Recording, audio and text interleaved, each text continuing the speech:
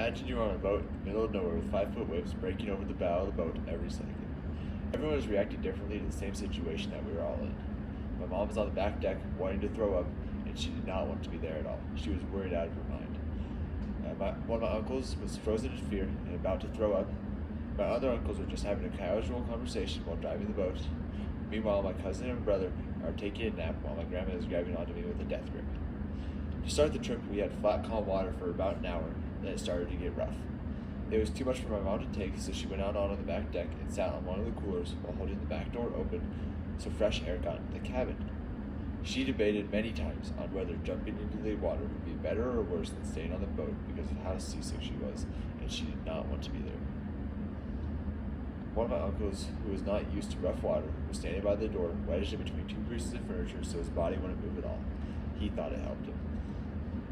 My grandma was sitting next to me and gripping onto my arm with a death grip, while I just sat there, cool as a cucumber.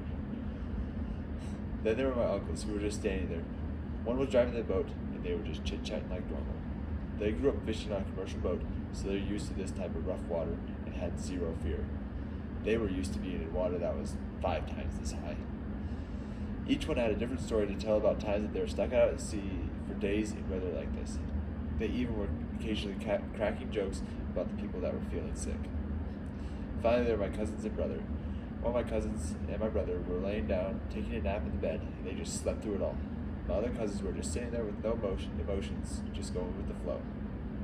Eventually, after an hour of rough water, we made it out of there safe and sound.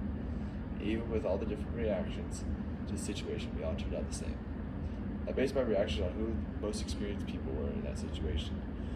And as long as my uncles weren't worried, I wasn't going to be worried either. In life, we often overreact and don't analyze the situation first. If we do, we can be a lot more at ease. Thank you.